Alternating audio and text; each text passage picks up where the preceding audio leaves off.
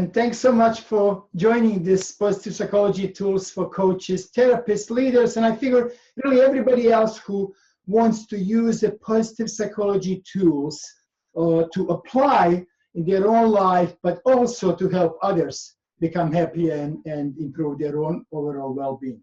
So it's really using the research from positive psychology, but it's applying this research, right? So it's not about reading hundreds of thousands of or hundreds of pages of each paper, which I know some of us love to do, but some people just like to see how we can apply the research.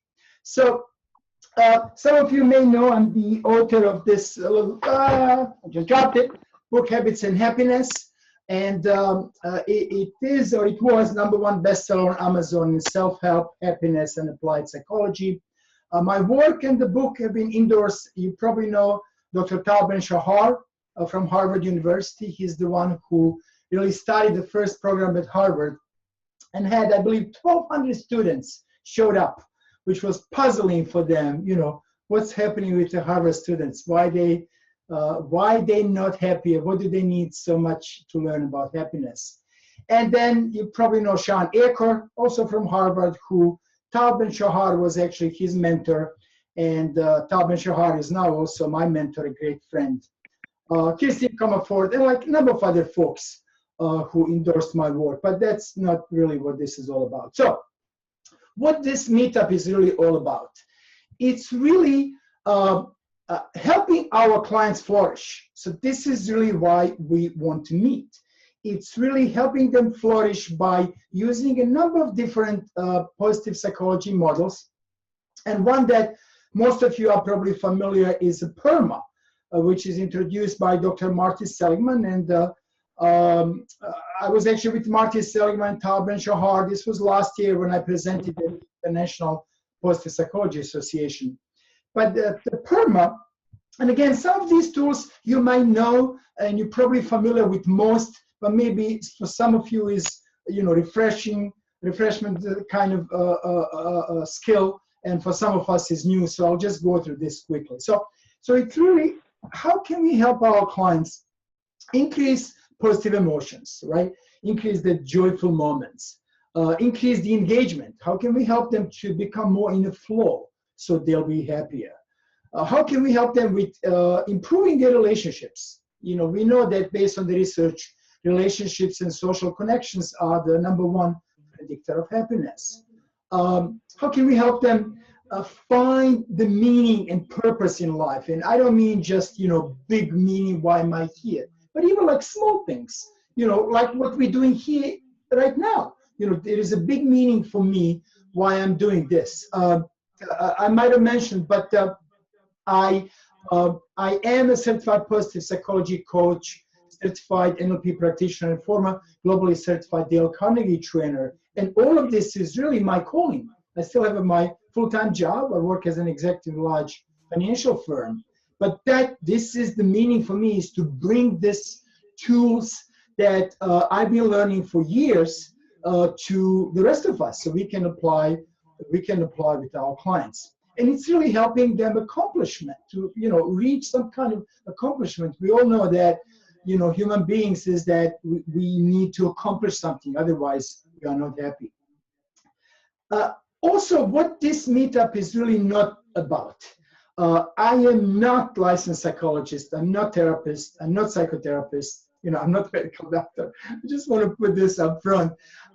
But what you know, we're not going to discuss, or I'm not going to teach social work or counseling, psychotherapy, because that's really not me. But we are going to introduce the tools that we're going to discuss that you guys can apply in your practice, whatever you do. And then I am sure that we're going to learn a lot from you folks, what you do that we can apply in our practice or coaching. Just a quick question. Do you see all the slides, or do you see people on the right-hand side? Both. I see both. You see the both. So what I can do, I believe, because it might be a little confusing, let me let me let me mute everybody. So this way, I believe we'll all, disappear from the screen. So yeah, you want to mute everybody because. Sorry, go ahead, Michelle. Yeah, go ahead and mute because we can hear Gina. Okay, so let me then mute, and then you should be able to see the screen, and then we'll unmute again. Okay, so the screens are still there. Let's see. Give me just 1 second.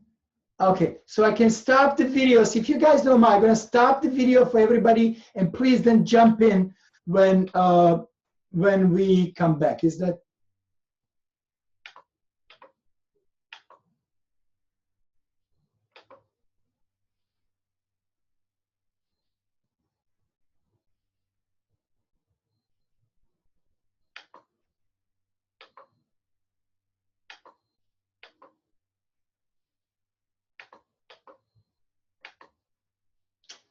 I don't think this stopping video is helping. So what we'll do is I'm gonna let's just put the videos on,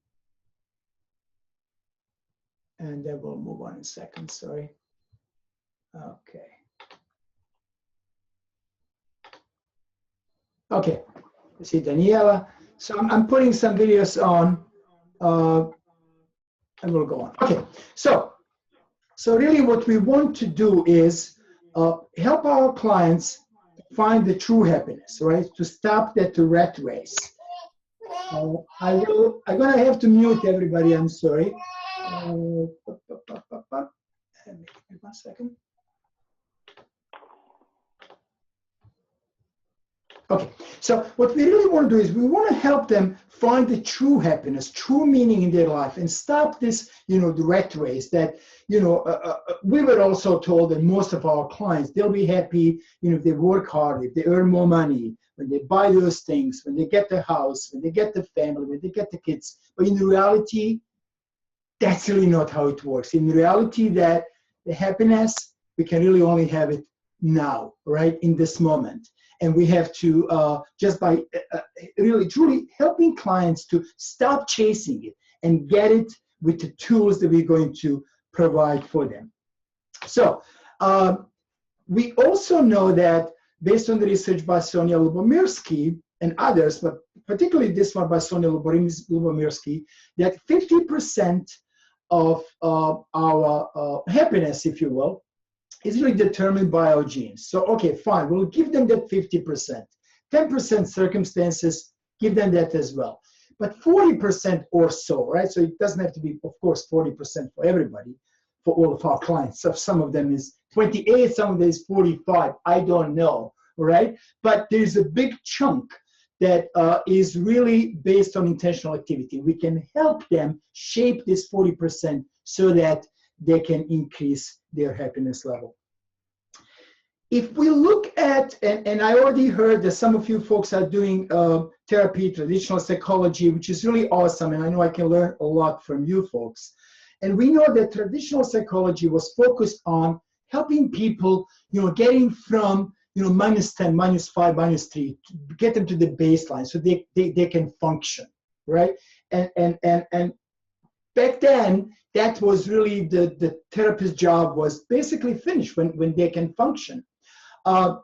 There's a lot of changing now. I see a lot of my friends, psychologists, psychotherapists, that are focusing, kind of moving toward, and I just heard from Michelle, moving more toward the coaching, toward more, not traditional psychology, but, introducing the whole mind-body thing where we help our clients truly improve their whole overall well-being.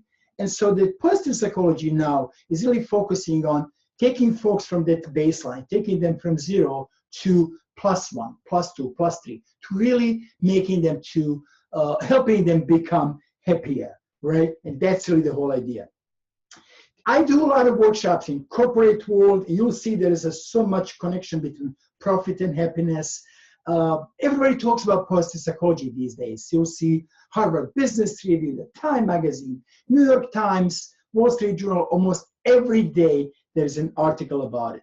So that we, as a coaches, as a therapist, as a leaders, really need to, even as a parents, I'm looking at one of the folks here who I know, need to really understand and see how we can help people that we lead, if you will, have a happier and more optimistic life, because if we do so, we know they will become more successful. On the screen, you'll see some of the statistics. This particularly came from Sean Eckhart, and we know that a lot of research where people are more successful in sales and more creative, more engaged. And if you're dealing with the business clients, this is really important, right? So you can use these statistics so that they can understand why becoming happier and more optimistic is really important. One of the first things that I do in my coaching sessions is I ask my clients to fill out the VIA survey. Some of you may be familiar, maybe most or all. The VIA survey, the website is viacharacter.org. It was founded by Dr. Marty Seligman. It is non-for-profit. I'm not associated with it, so I'm not really selling anything. But it is a great free tool for your clients to basically fill out a survey. They will get the top 24 characters. And then what's going to help you and your client is to look at what are they really good at, so that you both can focus on what your clients are good at. This is really, really great tool, and any good tool on strength that you can use. It could be DISC. I particularly like this one because it's free. It takes 10-15 minutes for clients to fill it out, and they can redo it again, and they can see if there are any changes. And I guarantee you, if you coach or do anything with your clients, there will be changes in their life if they start applying some of these tools.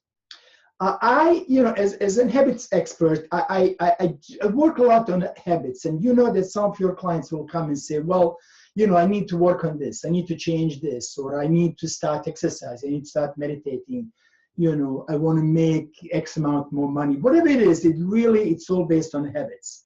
And we're going to have a special sessions on habits, but right now, I just want to give you a couple of quick tips.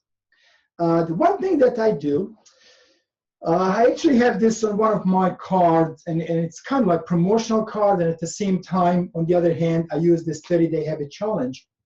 And I basically, in a workshop, I kind of walk them through this, but I ask them, and you can just, I can send you this PDF, you can use it, you can create your own, but basically ask your clients to do the 30-day habit challenge, and to kind of do the check mark from day 1 to day 30 if they did this exercise or not.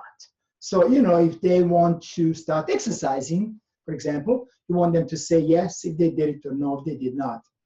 And really the idea is not that, we're not asking them to make sure that 30 days are all checked, but we're asking them to do the exercise so that they will really understand how they do. And then by implementing some of the tools based on the research on habits, we're going to help them establish new habits and or change the existing ones.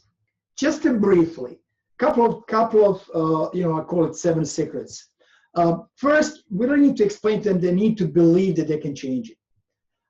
They can change their habits. This is mostly based on work by Bruce Lipton, who some of you know from research on belief. And what he basically proved is that when we believe in something, when we truly believe that our body all the way down to the cell level changes. And I think that's incredible research. When he did this years ago, they all thought he's crazy. They didn't let him teach in college, in universities. And now, of course, he's a famous guy all over the world. So make sure that they believe they can do it. Otherwise, if they say, yeah, I think I want to work on this, nah, not good enough. The next thing is, it's very simple. I basically, and this one is funny, but I know a lot of my clients do, and I do it in workshops, and it's just simply to smile. And to teach them that if they smile and when they smile, that they're going to release some happiness chemical, some dopamine. So I basically do this every morning. I have my, wake up with a smile exercise. And when I wake up, I smile, when I hear the alarm. I know it sounds crazy, But basically is that you don't have to be happy to smile. And when you smile, just the gesture, this moving these muscles will give you some dopamine so that you don't have to go to the drugstore. You can just get some happy chemical. Small wins, based on a work by Carl Weck, is basically telling your clients that they need to do the small things. So if they want to clean the basement, start with moving one item, spend the 30 seconds. Next day, spend a minute, move 2 items. Next day, spend the 3 minutes, right? Because cleaning up the basement, for example, is a huge task, and that's why people don't do it. Moving on to willpower. This we're gonna have, certainly a session on willpower, but it's really we need to teach. Not teach, I said teach, but I teach in workshops, but of course if you do one-on-one, you don't teach. You give them the tools so that they can do these things themselves. But it's really a way to increase their willpower so that they will be better equipped to do what they want to do. And something simple such as, to do something they have never done before. So to, eat the food they've never ate before, to take stairs instead of the elevators, to brush their teeth. This is actually based on the research, to brush their teeth with non-dominant hand for at least 21 days. I say 30.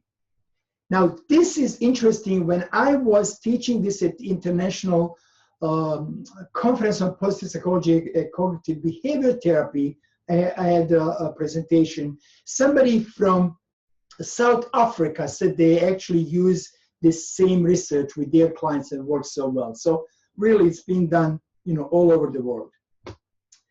Activation energy and the 20-second rule. This comes from, activation energy comes from Dr. Mihail Csikszentmihalyi, who you probably know, well known on his work on flow. And the 20-second rule comes from Sean Eckhart. And what this really means, again, we can talk a lot about this, but what this really means is that if your client, if he or she wants to do something, you want to make sure that they decrease the activation energy. What that really means is that, let's say they want to eat healthier food, they want to eat more fruit.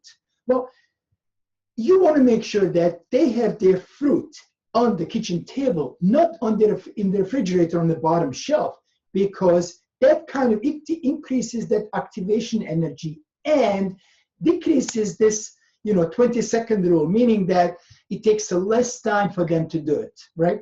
If they don't want to eat junk food, well, first, they shouldn't be buying that, right? But if they do, make sure that they keep it somewhere away from them.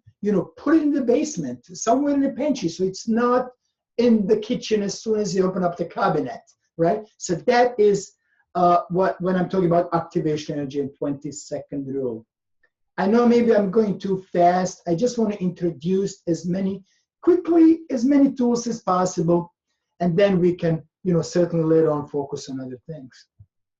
Accountability partner. I mean, that having an accountability partner and support group is extremely important.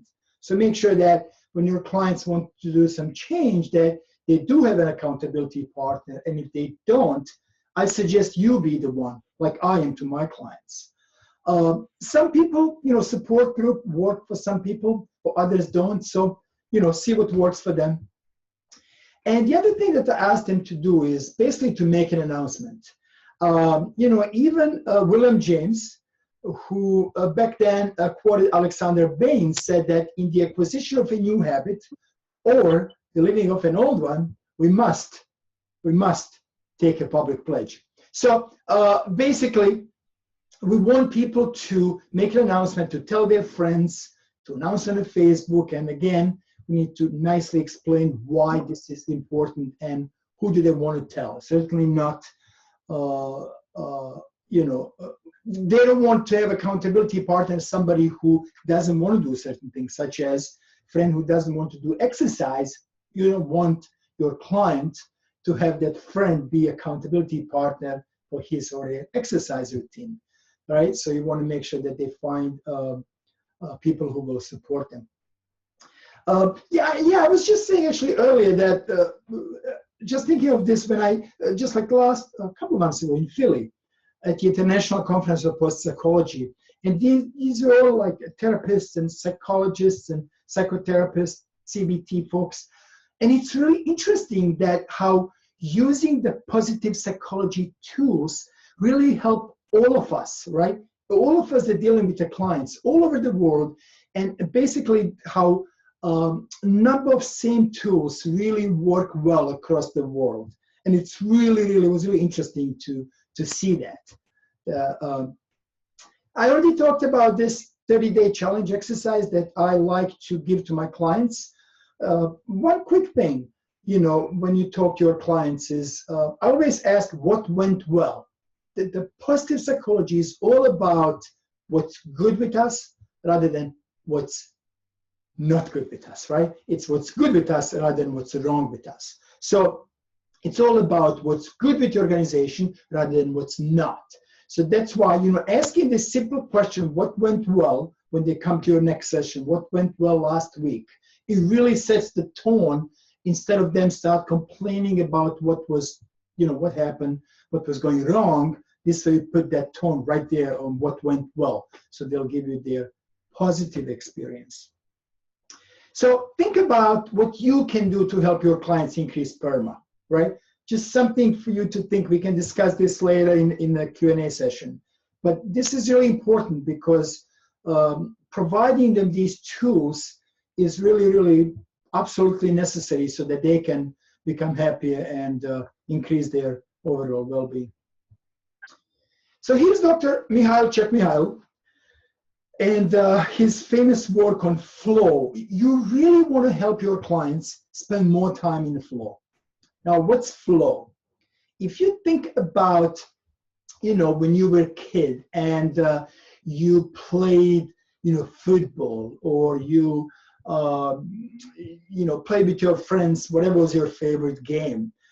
At the time, you didn't think of anything. It wasn't about, what am I going to have for dinner? Who's going to win? What happened to me last week? It was all about just being in the moment. So it's almost like a flow is what Dr. Tal Ben-Shahar, which I love this definition, he calls that meditation in action. So it's almost like you're meditating, you're in the present moment, right? But you are in action, you're creating art. If you think of artists, they are in the flow when they create their art. That's all that matters.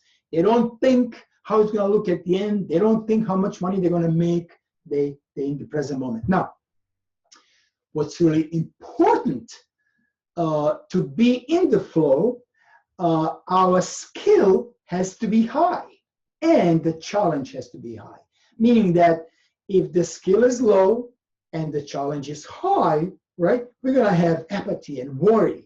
We're going to have anxiety, right? If the challenge is high, but we have no skill. If the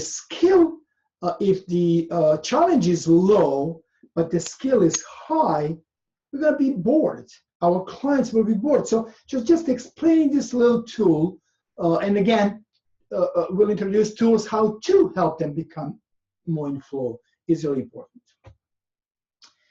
So helping clients to connect PERMA, which we talked about earlier, with the flow, really to enhance their satisfaction and improve performance in whatever they do. So if you look at the PERMA, and if we set the goal, so the relationship between the goal difficulty and performance is if the goal difficulty is high enough, like here, right? And the performance is high, right? Now, if you look at the flow, it's kind of like the same thing, right? We want the challenge, right? The goal to be difficult enough, and then that's really, if you have enough skill to perform that goal, if you have enough skill, that's really when we perform high.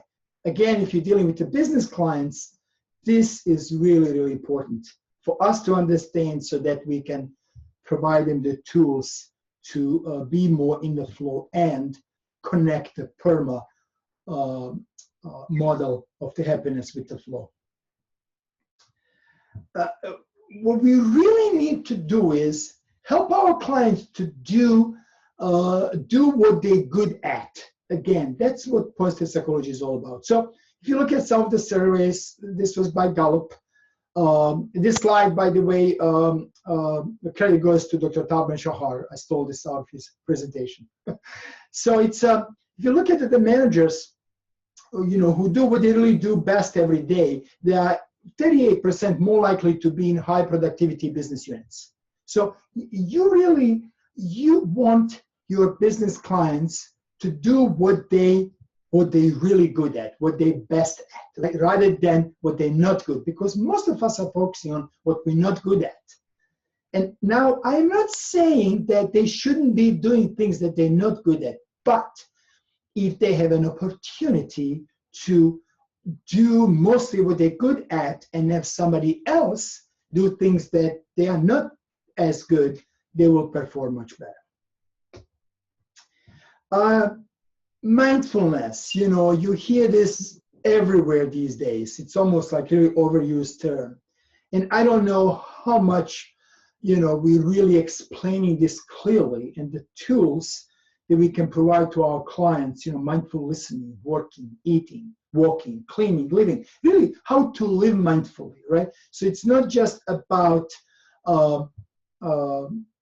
term mindfulness, but explaining it clearly and giving them tools to be in the moment is what truly matters. That's really, really important. And again, we can have, we're going to have a number of sessions on mindfulness because that's, and meditation, because that's a really important subject.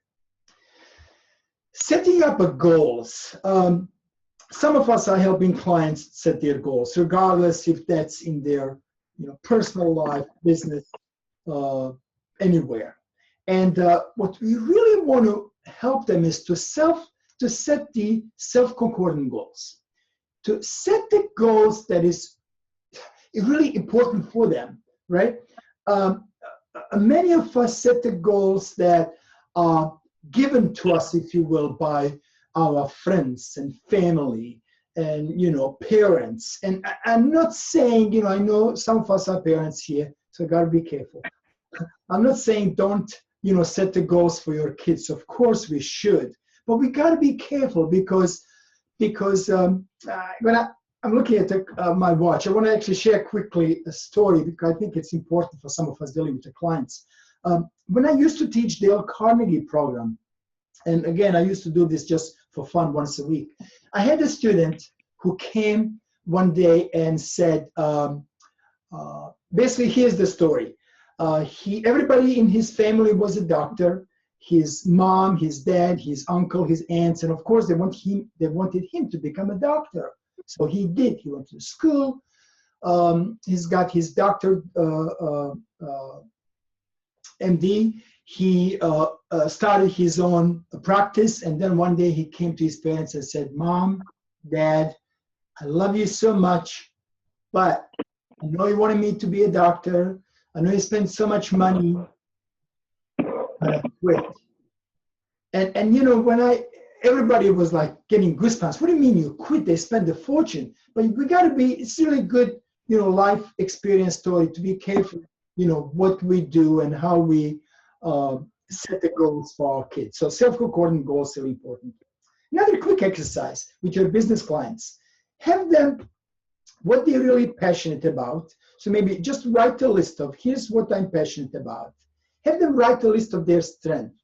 And they can take this from the list of the VIS survey. They can come up with their own list. It really doesn't matter. And then have them to overlap and look at what they're really passionate about and what they're good at. And if you look at these two, when they overlap, that truly is a great zone of a great leadership. I am just going to quickly mute everybody. Sorry, I'm just hearing some noise. Okay, and I will unmute you quickly. So yeah, so this is really good exercise with your business clients and even with your other clients. So Kaizen, some of you are probably using this already. it is really helping our clients to achieve a big goal, if you will, by helping them achieve a small goal first. So Kaizen on Japanese stands for Kai, stands for change, and Zen means good. So I guess it's a good change. But if you look at, again, we can just have a session on Kaizen, and we should. It is the way that I use it with my clients is really helping them implement a small change. So small improvements, just like the small wins that we talked about earlier, having them implement a small change so that, if they want to start exercise and they haven't done it for years, do it for a minute, 5 minutes, 10 minutes, and so on. Don't say to yourself, I'm going to start exercising 45 minutes a day, every day for the rest of my life, because chances are our clients are going to fail if that's how we're going to support them. And this, Kaizen approach is being applied in healthcare, psychotherapy, life coaching, government, banking, so many industries. And so I think most of these tools, but I just wanted to say so that we know what's going on. Nathaniel Brendan, I don't know if you guys use this, sentence completion. You might want to use this with your clients, but it's basically, here's some examples of sentences, right, that you can start, that they can start, depending on what they really want to achieve in life. And this is really helping them, improving their self-esteem mostly. And then we are going to basically ask them to do, say, 6 to 8 endings. So they might say, to bring 5% more happiness to my life, ... And what are they going to do, right? So let them write down 6 to 8 endings. There's no right or wrong answer, no judging. And I actually, when I teach habits, I like them to create a habit out of this, to do it for like 30 days. Have a different sentence. You may even have a same sentence for clients that something is, let's say, very important. Maybe, improving relationships. So maybe for them is, to bring 5%. Again, we're talking again, Kaizen, small wins, right? 5%, 15%. We're not saying, oh, let me 100% improve my relationships. It doesn't work that way for most of us. So they can come up with their own to bring, 5% or 10% such and such in my life, and then have them do the endings.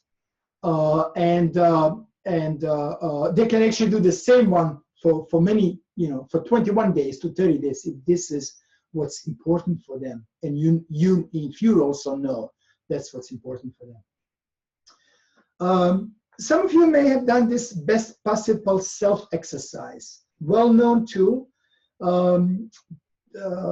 introduced first by Dr. Laura King.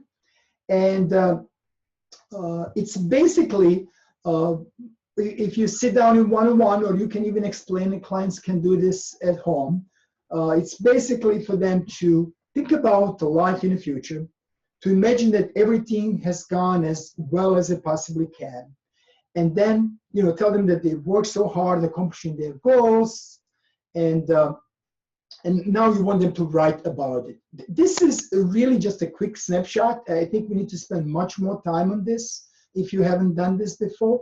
But it's basically, I want clients to sit down, almost like to meditate, to close their eyes, to truly imagine this, to feel it, to touch it, right? Not just to, so to truly see it in their mind's eyes, and then open up their mind's eye, open up their eyes, and then write about it. A really, really great exercise. I've done it many times in workshops and with one-on-one. It works really well. We need to teach them optimism, pessimism, realism. Again, it's one thing to tell clients they need to be more optimistic, but it doesn't work for a lot of clients, right? Some of them are just more pessimists. Some of them are saying, I'm just realist. You don't want your pilot to be overly optimistic and say everything will be fine, right? You want them to be not so optimistic, right? You want them to be pessimist, to think everything will be wrong if they don't do certain things. So, and here I bring work, as some of you, most of you, all of you probably know Viktor Frankl. When you think of optimism and what this gentleman went through and how his view and work on logotherapy. It's really amazing how, back in the days, we knew all about optimism. We just didn't do as much research as we do today. Another tool, just quickly before we move on, is what's called the 2-minute miracle. And you, again, probably might know this tool. It was introduced by, again, Laura King and Dr. Chad Barton. And what they basically did is they had people to write about their positive experience 2 days in a row, 2 minutes. 2 minutes, 2 days in a row. That's 4 minutes of work. And they noticed tremendous improvement in people's well-being. Now, if you think about, if this simple exercise can improve people's well-being, it's just unbelievable. Now, we all know there's so much research on journaling, and there are other journaling exercises, but this is, the short one that you can introduce to your clients. Chad Barton actually said something really interesting, which I'm kind of proud of, and I had a discussion with him. He basically said that what's happening is that the scientists, what they do is, so they'll get the funding, and I don't know if we have a scientist on the call, but we're going to open it up if we do, to let us know if Dr. Chad Barton and I'm correct here, which I believe I am.